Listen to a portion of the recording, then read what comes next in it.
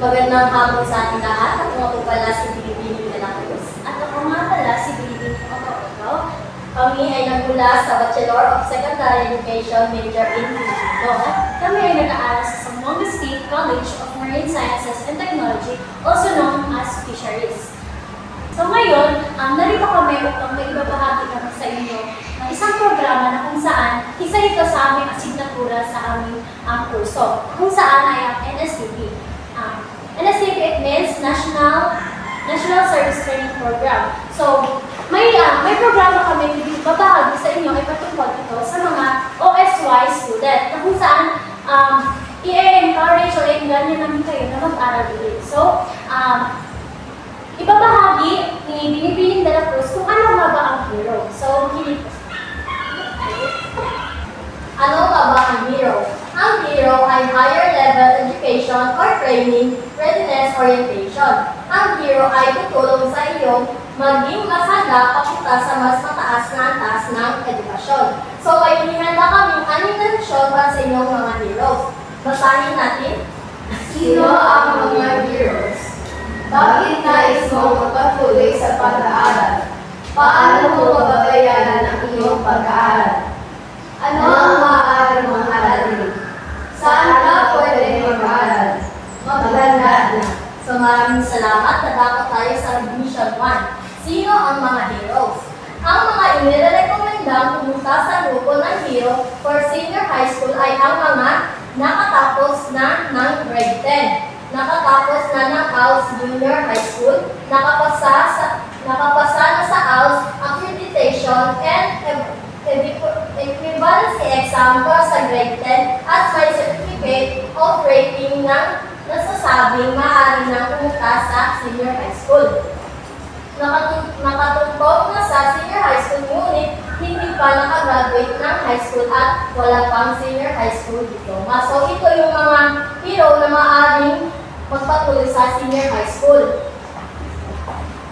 Next, ang mga inirekomenda pumunta sa grupo ng hero for upskilling and multi-skilling ay ang mga kasalukuyang nag-aaral ng TVET courses sa anumang technical vocational institution o TESDA Technology Institution. So malalaman mo mamaya kung ano ang TVET at ano ang TESDA. Nakatapos na ng high school mula high school curriculum o mula sa senior high school na nagnanais na matuto pa ang karagdagang skills ngunit hindi pa handang mag-kolehiyo. Nakatapos na ng grade 10 o ng junior high school level na ALS ngunit hindi pa handang tumulong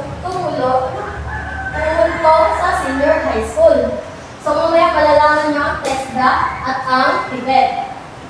Ang mga inirekomendang pumunta sa grupo ng hero for college ay ang mga nakagraduate ng high school, maaaring mula sa old high school curriculum. Ang old high school curriculum, ito ay ang mga sinaunang pag-aaral ng mga pagulang natin yung high school lang, grade 10 lang sila. Nakatapos na ng ALS Senior High School Program at mayroon na certificate of completion na nagsabing handa ng pumunta sa college. Nakatuntong na sa college ngunit hindi pa nakagraduate at hindi pa nakakuha ng college degree. Ang mga susunod ang maaaring tumuloy sa college. All graduates of the all basic education curriculum. All grade 12 graduates regardless of the track or strand taken in senior high school. So alam na naman yung mga strand sa senior high school, yung UMS, yung mga PBL, ganyan. Passers of the previous ALS accreditation and equivalency test at high school level. Sulit tayo, nakagraduate na mula old high school curriculum, ngunit nagnanais din mag-enroll sa senior high school. Ito yung mga sinaunang pag-aaral yung hanggang grade 10 lang.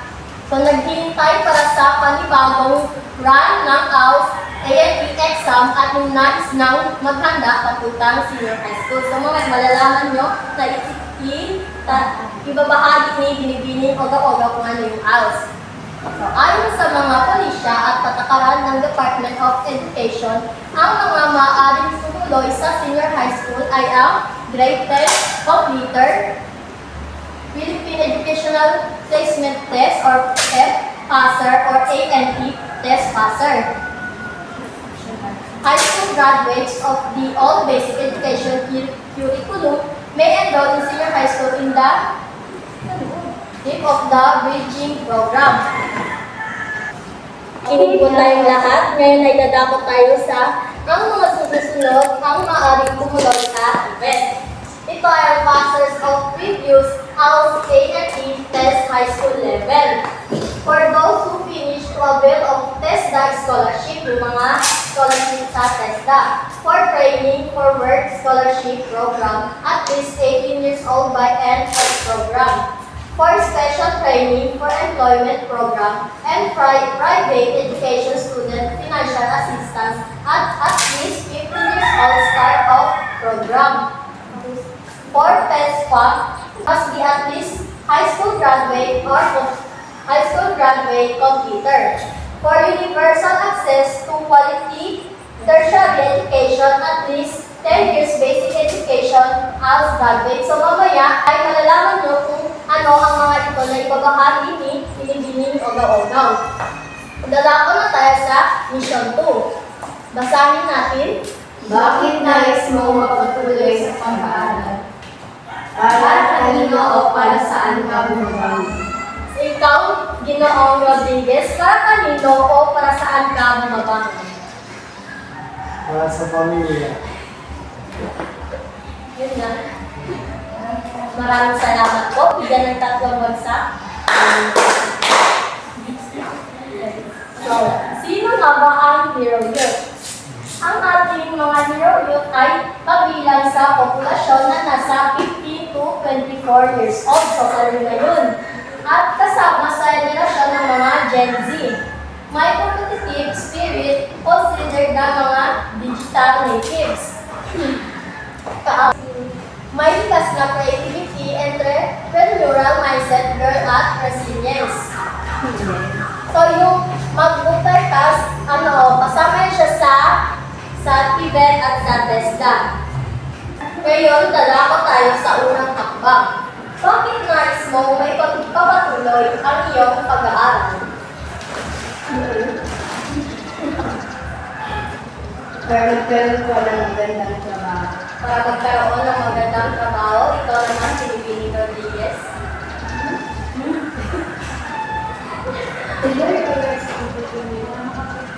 Para makapagsapos at makuha ng magandang kinabukasan sa future. Maraming salamat at ikaw naman, Ginoong Rodriguez. Para sa pangalan ko, Maraming salamat. Ngayon ay dadako tayo sa ikalawang hakbang. Ano ang mga hamon na iyong pinakaharap patungkol sa patuloy na pag-aaral? Binibining Rodriguez. Financial problems at support sa pamilya. Financial problem. Ginoong Rodriguez. no problem. Binibining Marshall. So, wala. Okay lang. So, maraming salamat. Ngayon ay dadako tayo sa ikatlong hakbang. Ano ang iyong kakailanganin upang masolusyonan ang mga hamon na iyong kinakaharap? Halimbawa, suporta, mga ganun ba? Inspiration, motivation,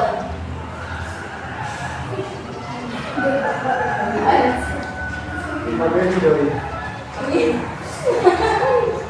Masolusyonan ng Kailangan mga pa hamon. masolusyonan. Kailangan natin ng suporta ng magulang, Oo. At support sa mga programs para ang mga Panginoon, ang mga programs Yes. na magagawa sa ating harapan. Yes, maraming salamat. At ang ika-4 na hakbang, ano at sino ang maaari mong pakitan upang makakuha ng suporta para sa patuloy na pag-aaral? Pamilya. Pamilya. Pamilya, ito naman, Binibining Rodriguez. Mga programa po sa mga sa education. Maraming salamat, Ginoong Rodriguez. Pamilya. Pamilya. Tama, pamilya.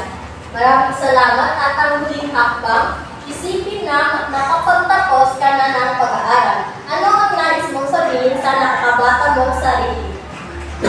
Binibining partial ka mauna. Magpatuloy po sa pag-aaral mo.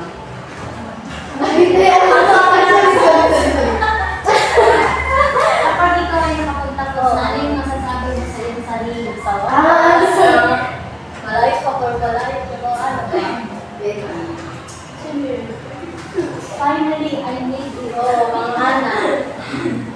Naging mo na pa na. Ay, ano?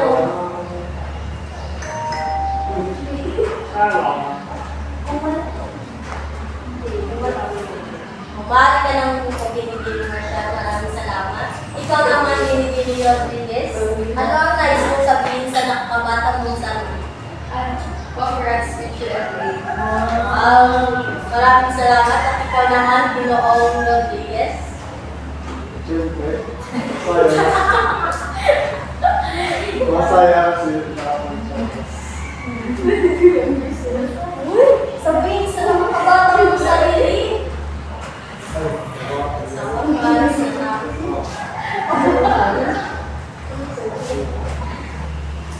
Sa wakas, nakapagtapos ang pag-aaral. Maraming salamat po at naisagot na ang mga katanungan. Ngayon ay dadako tayo sa mga dahilan kung bakit natin pinagpapatuloy ang ating pag-aaral. Sabay-sabay basahin.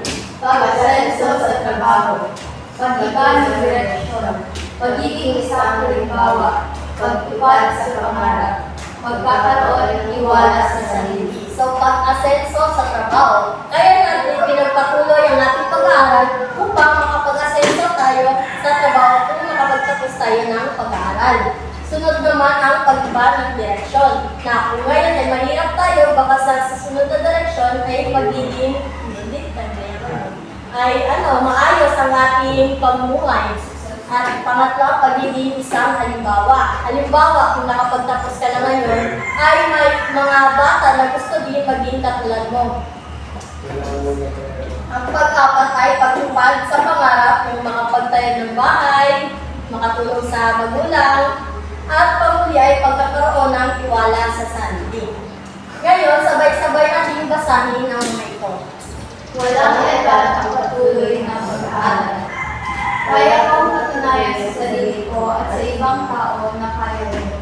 Walang hadlang sa pag-aaral. So, walang hadlang sa pag-aaral, anuman ang edad o anuman ang kasarian. Dito, basahin natin lahat ng sabay-sabay. Babae, lalaki, bakla, o tomboy, lahat ng kasarian, lahat ng tao may karapatan at kakayahan na mag-aaral. So, hindi hadlang ang kasarian upang humito tayo sa ating pag-aaral. At pamuli, Siguradong sigurado, mag-aaral ako muli, kaya.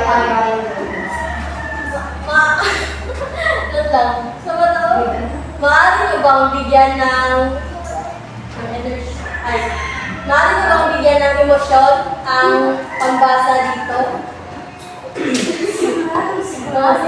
Sigurado ako. Mag-aaral ako muli. Kaya ako. Ginawa ko 3 dog. Siguradong sigurado.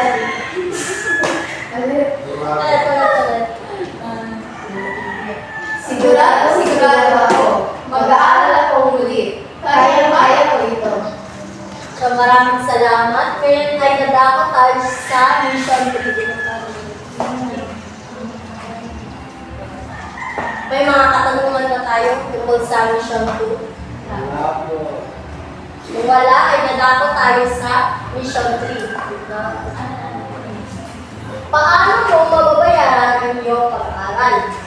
Ano ang mga gastusin o bayarin sa pagpapatuloy ng iyong pag-aaral? So, may dalawang uri ng bayarin. Ito ay ang direktang bayarin at hindi direktang bayarin. Basahin kung ano ang direktang bayarin. Ito ang mga bayarin na direktang binabayaran sa paaralan kapag ito ay makapag-aral. Ano nga ba ang halimbawa ng direktang bayarin? Mission.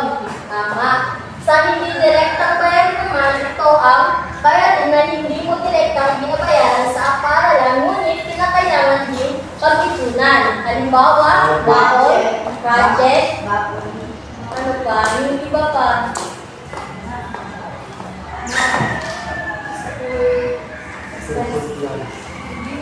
School expenses. Expenses. So, maraming salamat. Ngayon ay dadako tayo sa pamaraan kung paano maging libre ang direktang bayarin. Bilang isang Pilipino, karapatan mo ang libreng pag-aaral sa pagtitong paaralan sa high school. A free and compulsory education in the elementary and free education in the high school level sa mga public libre na mag-aral dito. At sa alternative learning system for out-of-school and adult learners. So, kayo na yun, mga out-of-school yun. So, dito, libre pag-aaral sa pagtitong paaralan para sa TVET. State-run PBI under TESDA. Libre pag-aaral sa anumang pagtitong paaralan. Free tuition fee ng mga estudyante na nais pag-aral sa kolehiyo.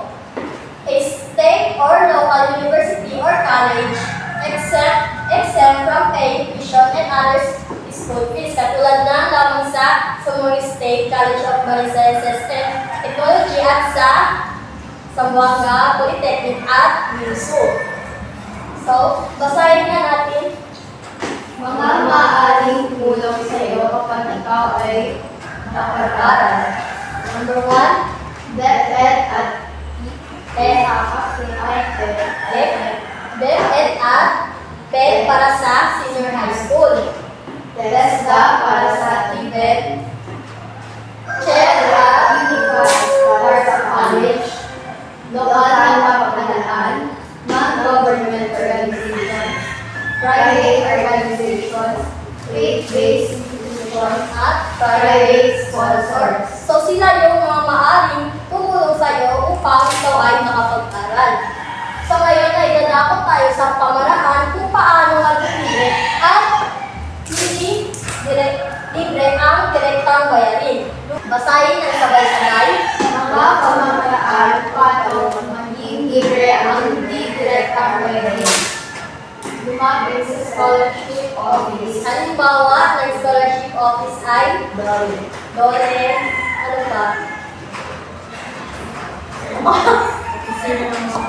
Opisina ng mga politiko. Ganyan. Ngayon ay mga pribadong sektor ng government organization at religious agencies at maaari rin mag-part-time business. Example, pag wala kang ginagawa, pagtapos ng school mo, pagtapos ng klase mo, kung nga po, pwede ka mag-part-time business like magbenta-benta or mag-working student sa mga Jollibee, ganyan. So ngayon ay ibabahagi ni Binibining Oraw-Oraw ang Mission 4, Mission 5 at Mission 6. So, maraming salamat Binibining de la Cruz. So ngayon, dadako tayo sa Mission 4 na kung saan ang titulo nito ay ano ang maaari mong aralin. So ano nga ba? So, may senior high school, TVET, o college. Ano nga ba ang mga ito? Senior high school, TVET, it means Training, Vocational Education, and Training. And college, alam naman natin, diba?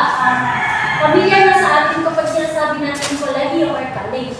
So, sa senior high school, kapag ikaw ay makapag-aral ng formal elementary grades 4 to 6, pwede kang mag-proceed sa formal senior high school or hindi ka rin, kapag ikaw ay nag-elementary grade 4 to grade 6, hindi ka pwede mag-ALS junior high school. So, kapag ikaw naman nag-ALS elementary, pwede kang mag-formal senior high school, junior high school, and kapag nag-ALS ka din, pwede kang mag-ALS junior high school. Then, ito naman, sa napapansin ninyo, may mga hindi nagkadugtong na linya, it means hindi ka po pwede mag-formal to ALS junior high school. So, dito naman tayo sa formal senior high school. Kapag ikaw nag-formal senior high school from grade 7 to grade 10, pwede kang mag-proceed sa formal senior high school na kung sinasabi natin yan yung senior high na may grade 11 and grade 12. And next is ALS Junior High School, pwede kang mag-ALS Senior High School. Di ba familiar naman kayo sa, kapag narinig niyo yung ALS, ano yung pumapasok sa isipan? Maaari po ba malaman sa isa inyo?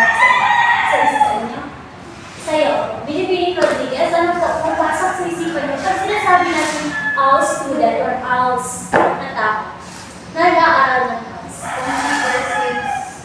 Grade 7 to 10. Pwede.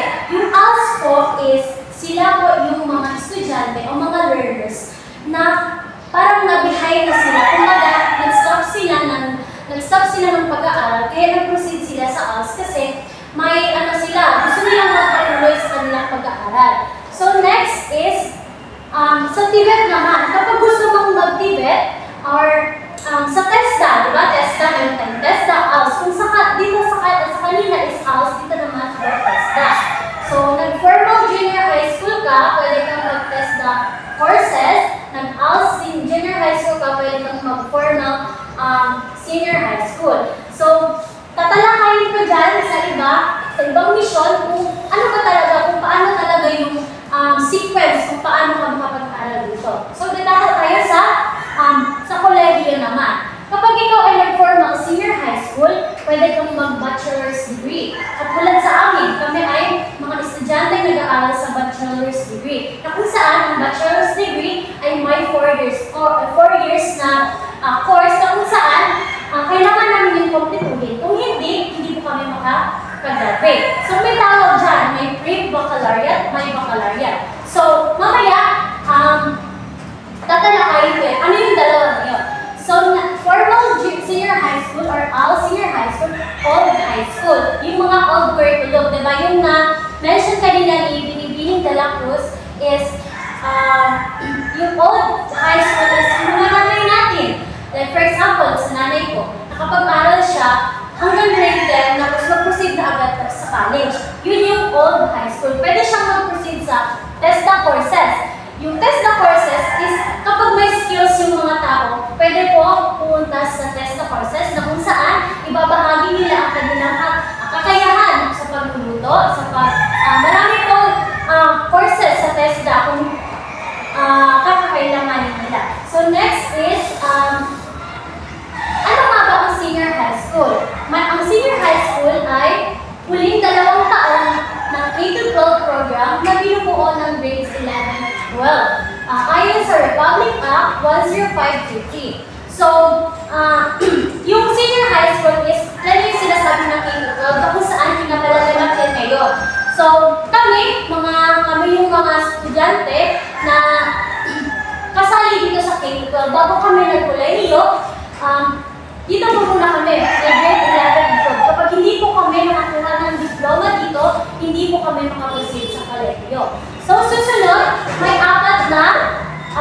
mayroong 4 na senior high school tracks. Ito ay ang academic, technical, vocational livelihood, or TVL, sports and arts and design. Yung sa academic, may mga insight pa kayo kung ano ba talaga nakapaloob dito sa academic?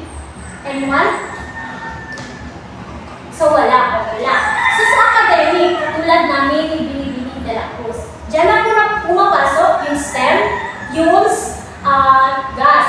Dyan po, sa technical, vocational livelihood or TVL, dyan na po yung ICT, IA, ano pa ba?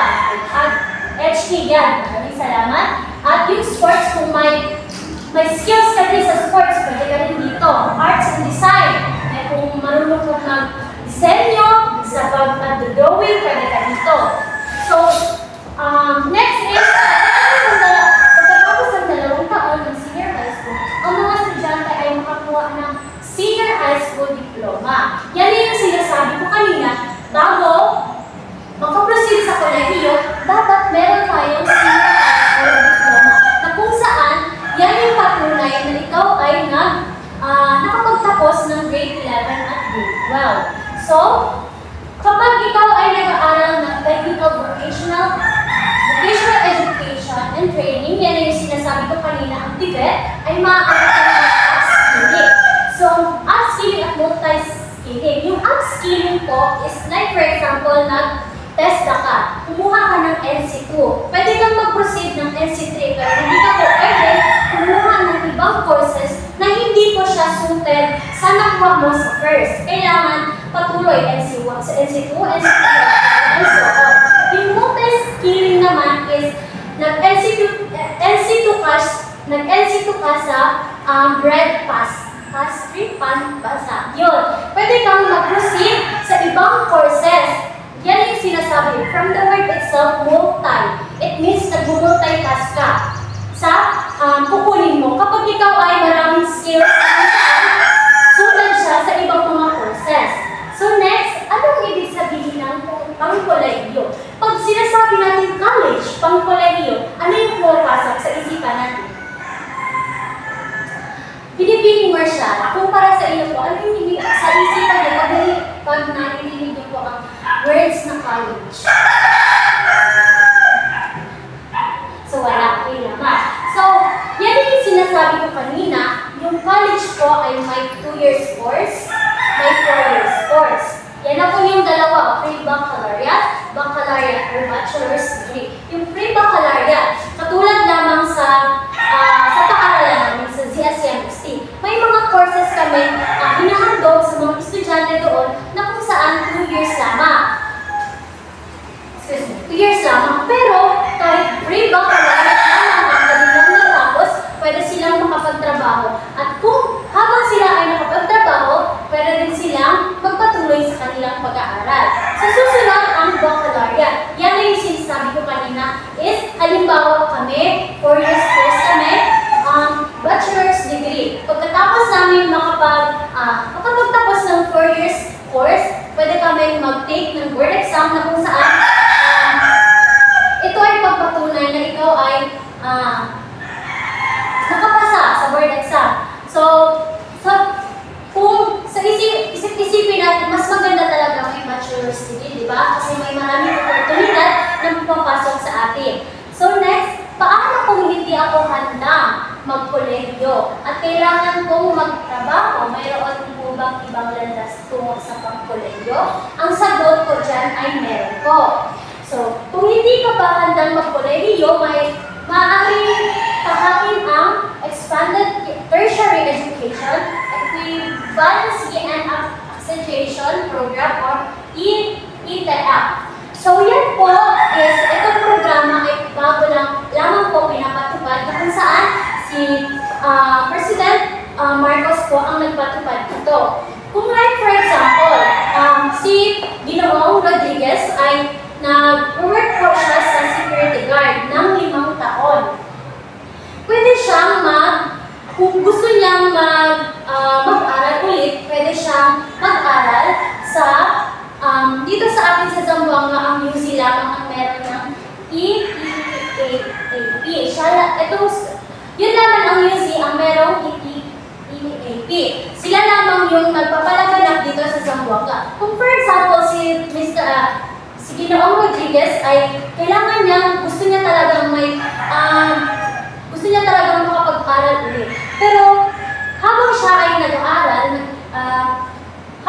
nag-aaral, pinapatuloy pa rin niya ang kanyang pagtatrabaho na kung saan sa security guard. Kailangan, sino nga ba ang pwede sa programa ito? Kapag tapos ng high school o passer ng CALS na may resultang pwede nang pumasok sa first year college. Yan yung sinasabi ko kanina, yung sa senior high. Yung sa senior high school, kapag meron kang mga diploma or may mga Form 37 kang ipapakita, is pwede ka dito.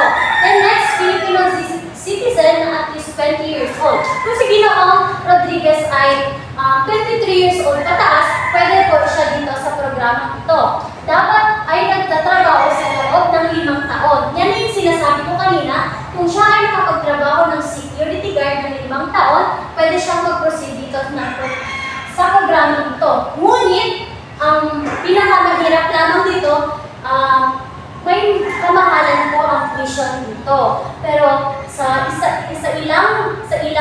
ilang buwan, lamang may diploma ka na makukuha. Like for example, sa security guard, pwede ka po mag-proceed sa Air Force, Navy, at magsundalo. Pwede po siya dito.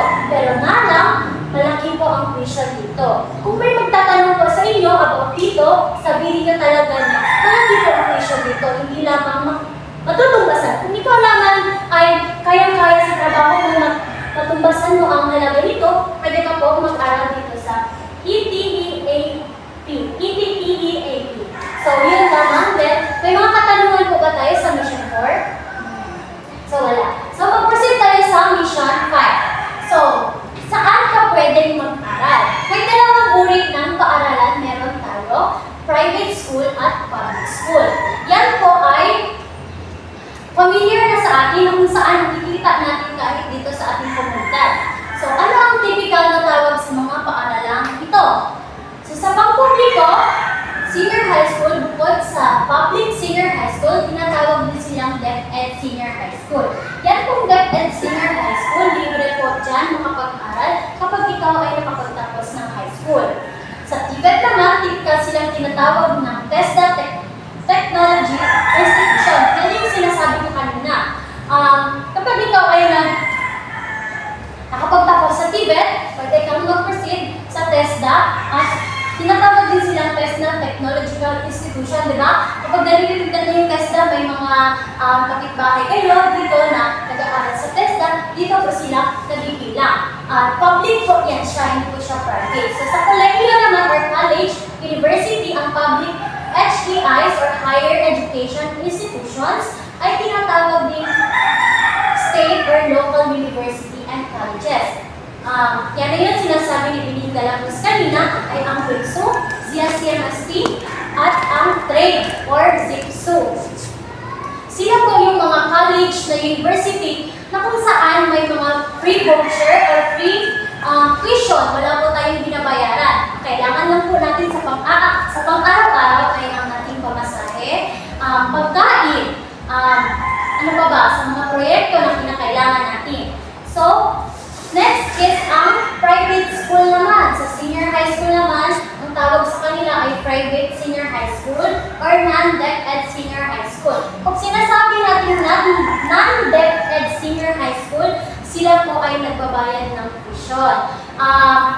Sa pagkakaalam ko, sa UC is nasa 60,000 kapag ikaw ay nakapag-aral sa private school, kapag senior high school. Sa TVET naman, tinatawag na Technical Vocational Institution or TVIs. Yan po yung tawag sa kanila. Sa kolehiyo naman, tinatawag sila tulad ng Institute, Academy, College and School, University. Like for example, sa Global Technical School of Zamboanga Incorporated. Yan po ay private school. Pero, yung Global Technical School, kabilang din siya sa DepEd, pero private school siya, may binabayaran. So, kapag ikaw ay nakapag-aral doon, balik tayo dito naman tayo, ano ang relasyon ng uri ng paaralan sa uri ng pinansyal, yung sinasabi ko kanina, na maaari kang mag-apply. So, sa senior high school, sa public, muli ayon sa Bureau sa Mission 2, yung nakalakay ni Binibining de la Cruz, automatic ng libre. Ang direktang bayarin, tuition fee sa public senior high school. Sagot na ito ng DepEd. Like for example, ikaw ay nakapagtapos ng grade 10 sa public school. Kapag papasok ka ng senior high school sa private school, may voucher ka na 20,000. Katulad sa akin, nag-aral ako sa Pasunang National High School, nag-graduate ako ng grade 10, pumasok ako sa Global, it means yung voucher ay, sa pagpasok ko doon, wala na akong babayarin. Kasi, yan na yung sinasabi nila, kapag galing ka sa public, pumunta ka ng private, may voucher ka ng 20,000. Na kung saan, tuition fee po sa Global Technical School is 20,000, full SEM na po siya, grade 11 and grade 12. So, wala akong babayarin. Yan po ang halimbawa dito. So, sa TVET naman, automatic ng libre ang tuition fee. Sa TVET, sagot na yan ng TESDA. Kapag nakapag-aral din kayo sa TVET, sagot na po ito ng TESDA. Sa college naman, automatic din libre, sagot na ito ng CHED. Katulad na din sa amin. Kami po ay nag-aaral sa Zamboanga State College of Marine Sciences and Technology. Kami po ay scholar doon. Hindi scholar na tumatanggap kami ng pera. Scholar po kami kasi wala po kami binabayaran doon. Yan na po, libre po yan kasi sagot po ito ng check. Sa private naman, kagaya ng inaral naman sa mission po, mayroong DepEd Senior High School voucher program na maaari mong applyan kung nais mag-aral sa private senior high school. Dito sa private, kung example, galing ka sa private, pumunta ka sa private. Pwede yun. Pero kailangan mong magpasa ng mga requirements upang makuha mo itong voucher na sinasabi nila. Sa TVET naman, napakarami ring TESDA scholarship kung nais mo mag-aral sa mga TVIs. Mangyayari lumapit sa mismong TVI upang malalaman ang mga handog nilang TESDA scholar. So dito naman pala sa TVET, may mga scholars silang hinahandog sa mga estudyante, sa mga learners na kinakailangan ng tulong kasi gusto nilang makapag-aral. Ngunit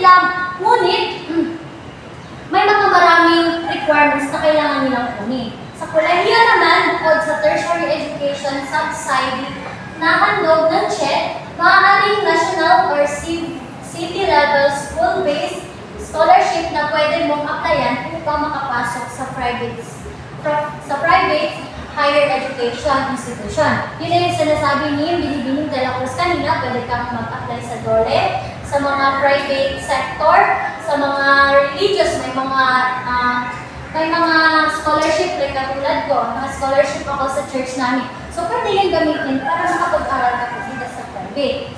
So, ang panghuli naman ay ngayon, alam na natin kung ano ang dalawang uri ng paaralan. Paano naman natin malalaman ang paaralan para sa atin? So, tayo mga Pilipino, di ba, mga matatamad tayo maglakad kahit distance lang yung paaralan pero nagre-reklamo tayo. So, paano nga ba? Kailangan alamin natin ang distansya, kung gaano ito kalayo. Then, yung komunidad. Sino yung mga kakilala mo dito sa paaralan na ito? May mga close friends ka ba doon? Para hindi ka lonely, yung kaupo ka lang sa gilid, wala kang nakakausap. So, yung informasyon, ano ba yung narinig mo na informasyon about sa paaralan na yun? Kailangan mo yun, dapat may insight ka kung itong paaralan ba ito na safe ba ito para sa akin, safe ba ito para sa inyo. Ganon. Yung kursong handog. Ano yung mga kurso na handog sa paaralan na yun? Like for example, sa Boga State College, yung kurso ko na kailangan ko is nasa wingsuit. So, doon talaga ako sa wingsuit pupunta kasi wala naman sa Boga State College yung kurso ko. So, kailangan alam natin ano yung mga kursong handog sa bawat paaralan na ino-offer nila. So, yun lang po sa Mission 5. May mga katanungan po ba tayo? Yung mga clarification? Wala po. Lahat po ay naintindihan? Balino po ba? Maraming salamat. So, ito na po yung panghuli, Mission 6. So, ang Mission 6 ay maghanda na. So, kailangan tayo handa sa ating mga ginagawa. So, ano ba talaga ito? Kapag tayo ay mag-proceed sa senior high school, kailangan natin may application form, Form 137, Certificate of ALS Completion or High School Diploma. Yun na yung sinasabi ko kanina.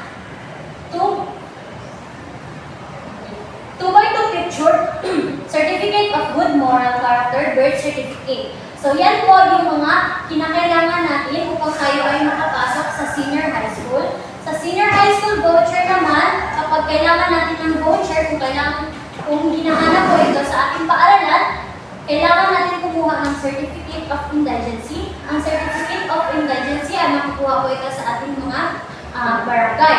Kung saan ito ay libre lamang. Completed application form, proof of financial means and parents, guardians, certified through copy of Form 137 or yung card natin, recommendation letter. Sa TVET naman, kung ikaw ay mag-TESDA courses, application form, ALS Form 5 or Form 137, Certificate of Completion, High School Diploma or Good Moral and Birth Certificate. Kailangan po na sa ngayong panahon, yung birth certificate po natin ay naka-PSA na po.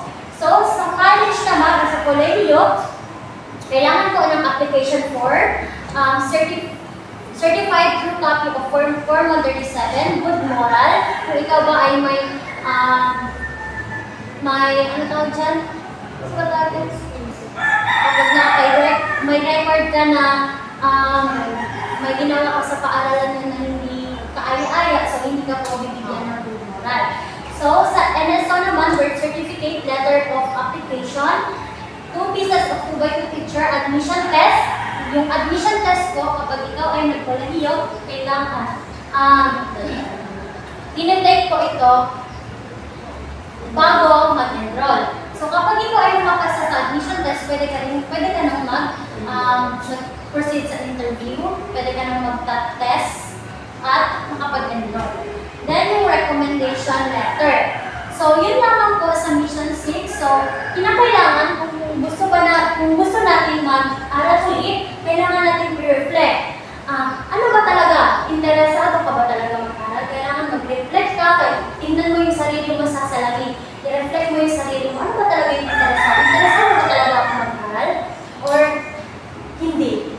So, yung susunod is rediscover. Ano ba talaga yung kakayahan mo na gusto mo talaga i-proceed? Gusto mo ba talaga makapagtapos? O gusto mo lang ba talaga magtrabaho na lang kapag buhay?